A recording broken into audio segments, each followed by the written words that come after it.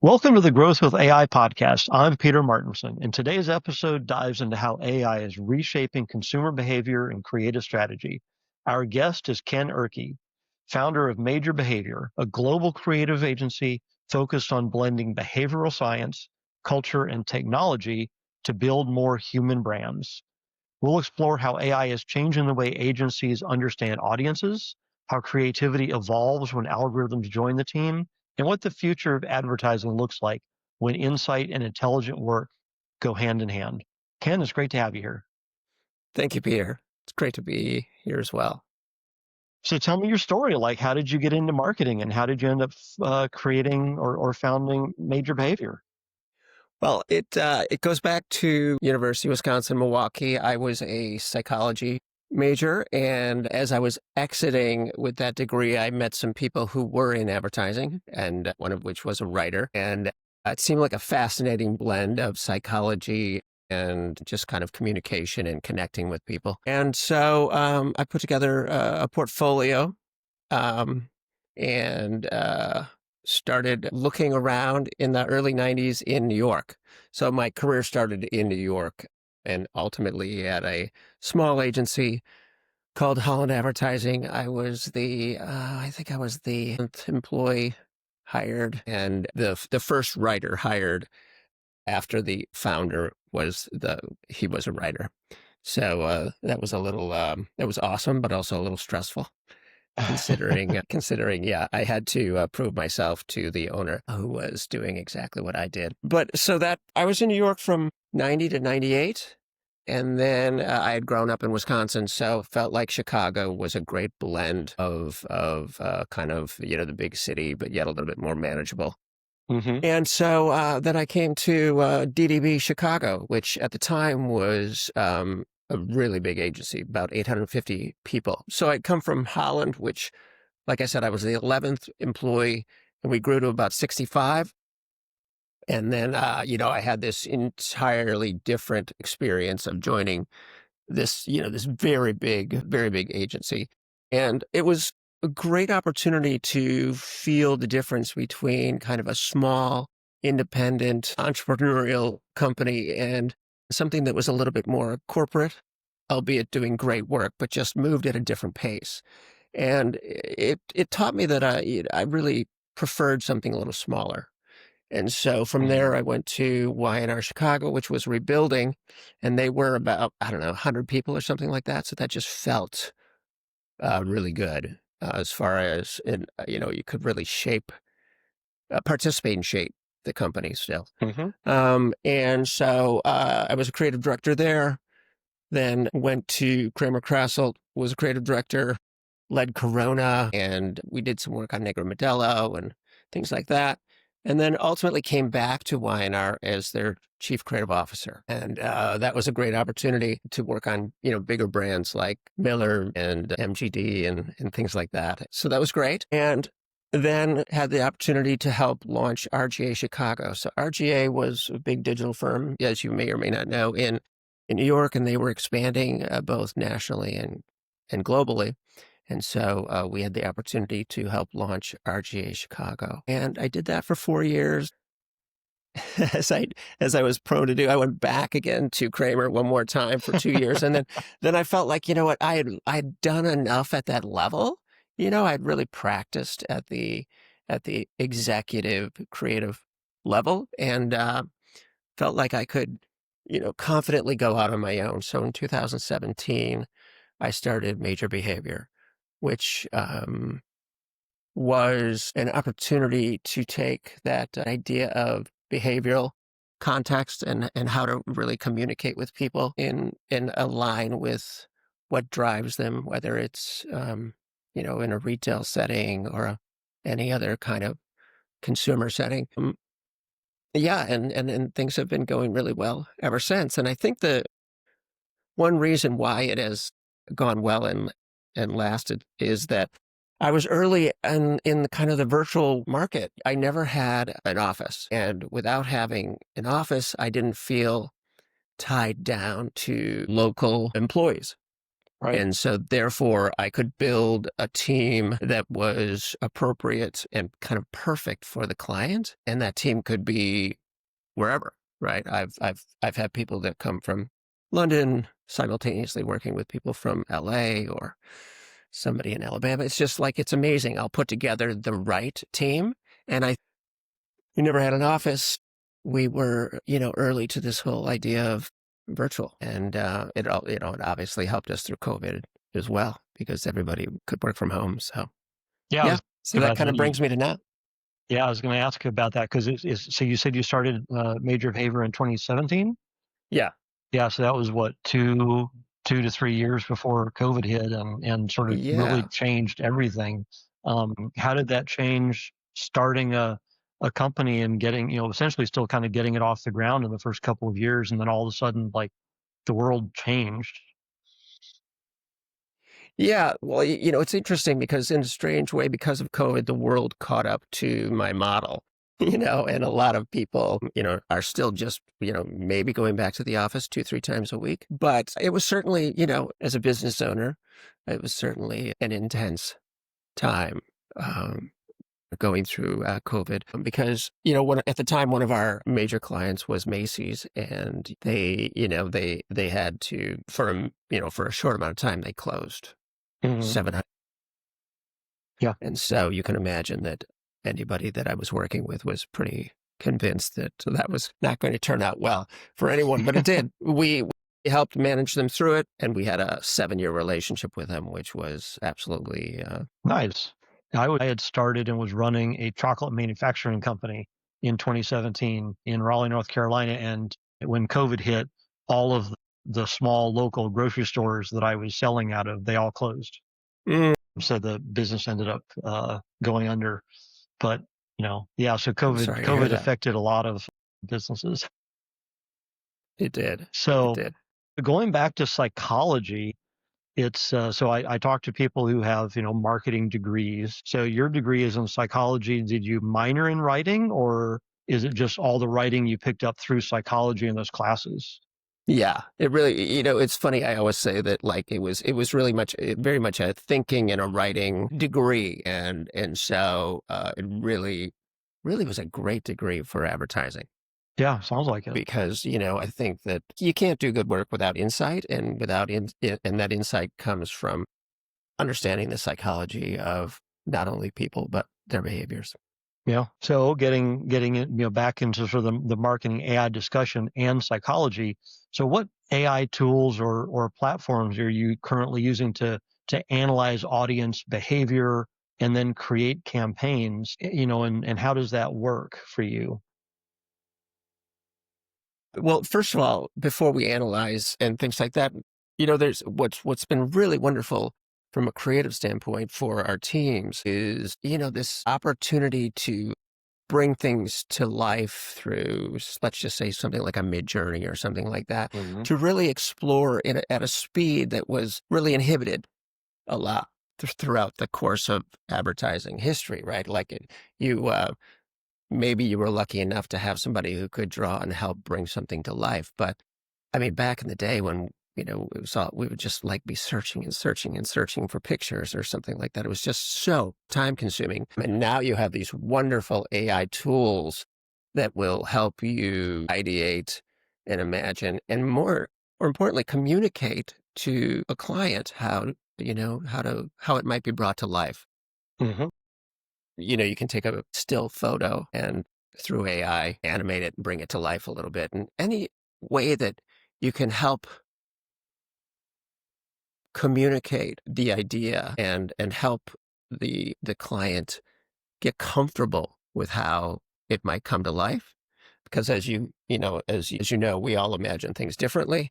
And so sometimes, no matter how communicative we can be, there's nothing better than an example. And so that, you see our teams using AI to bring things to life in the ideation stage like that. And then, of course, the other side of that being to generate, to analyze, to optimize all of your media communication, right? That's really where it's far more, it's just very, very effective. Yeah. And reduces the number of people who have to do the work. With that said, right, you can't eliminate the people and the creative minds of media as well. So it's that wonderful combination of the two. Nice. So I'm curious, do you ever find times when you ask AI to do something based on research you've done and it just messes up? It just fails to live up to your expectation and you have to go back and redo it. Absolutely, right. I think we're all struggling with that right now. I think that, but why expect it to be perfect, right? I think that we are in the early arc of AI, and there's quite obviously comical examples of AI giving people, a third hand or what have you. But yeah, like any tool, right? I think that it's important to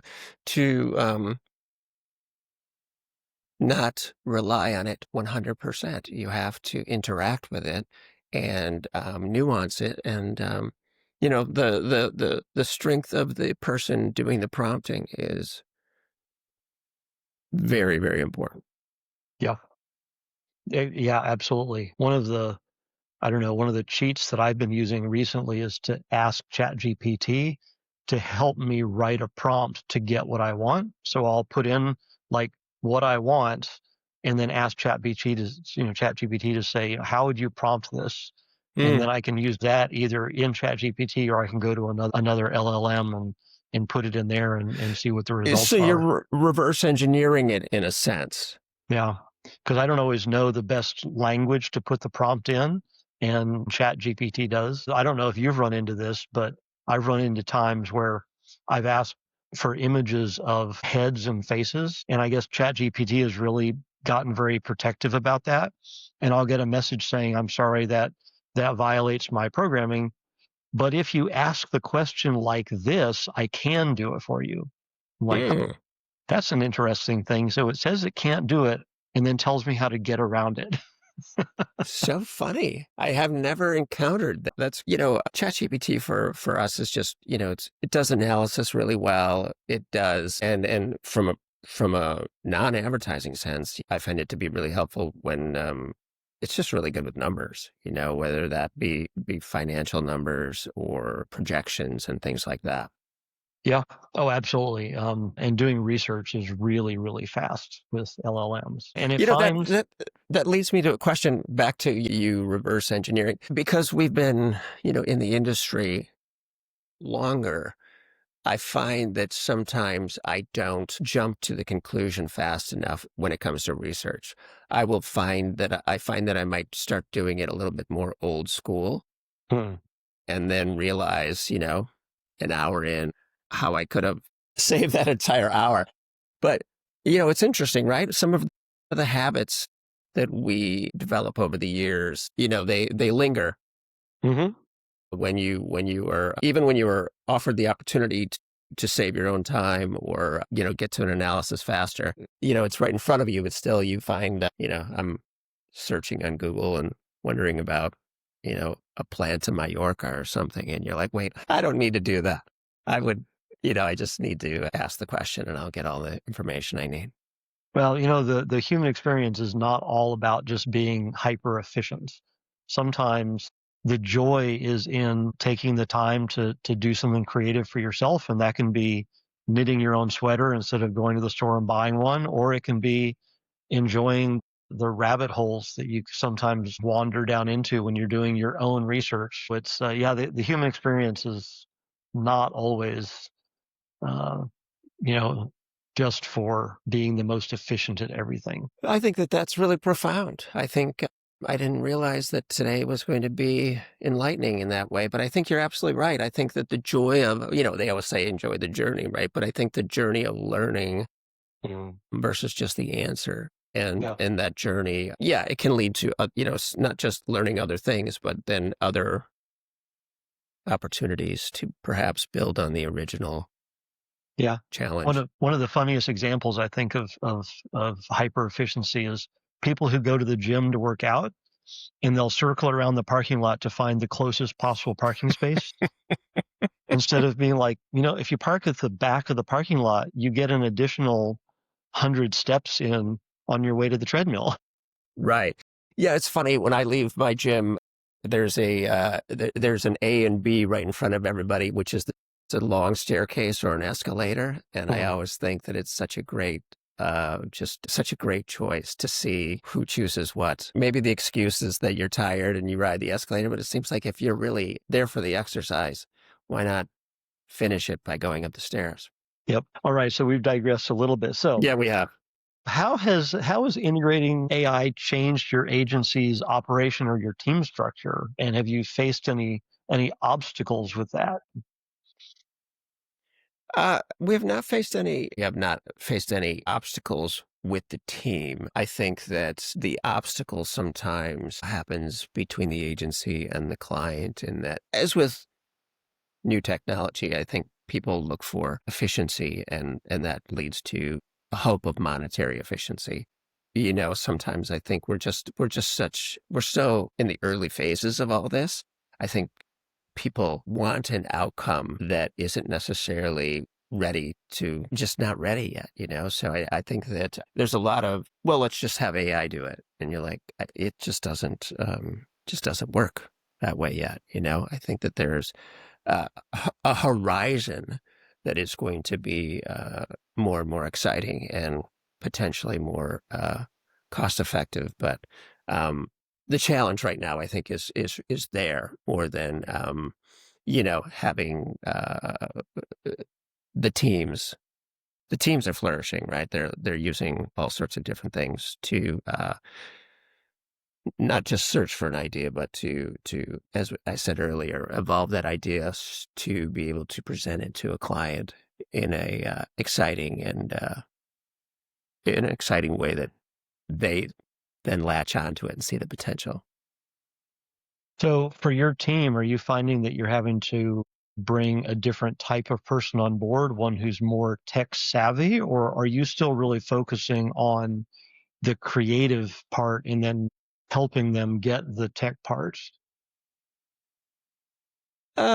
Yeah, I think we're focusing on the creative part, and letting people find the tools that work best for them. Right. Mhm. And then obviously they share it amongst themselves and learn from each other. But there's Yeah. Okay. So, and then how do you ensure that like the human behavioral insight and emotional truth are not lost in your work when you are having AI generate some of the content, whether it's images or the copy or whatever? How do you make sure that that human insight is still there for everything you do? well, I think that's where tenure comes into play, right?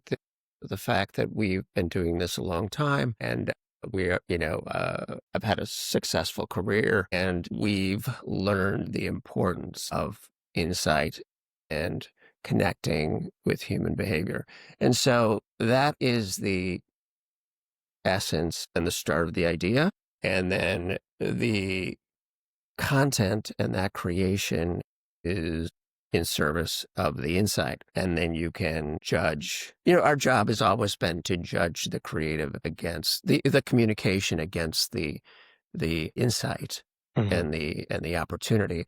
And so, as always, you know, you're still your job is to keep that within the parameters of your strategy, of your audience. And so that I don't think has changed so much. It's the color on the inside, and that is to be judged by people who have been in the industry a long time. And I think that, so yeah, to answer that in a long way, um, I don't think that's changed, because the execution, how it's done, is different, but Mhm.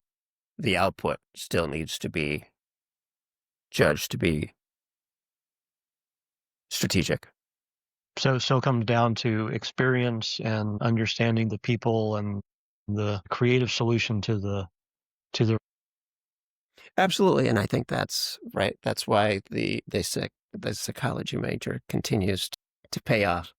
Wonderful. Well, I'm glad that's been so good for you for your career. So as we start to wrap up, what do you want people who might hire you to know about you and your firm?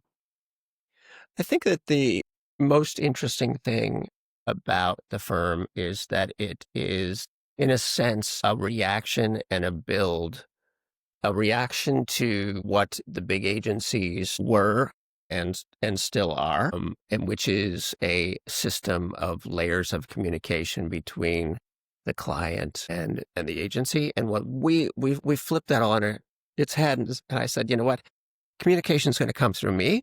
So instead of from the bottom up, it's going to come through me, and then I'm going to disperse it throughout the whole team and the network. So I simplify the situation between a agency and a client, and therefore it leads to speed and better work and better meetings. Fantastic. Great to know. Well, Ken, I've appreciated and enjoyed our discussion today. Thank you for joining us on the show, and I will see you around the internet somewhere. All right. I look forward to it. Thank you so much. Take care.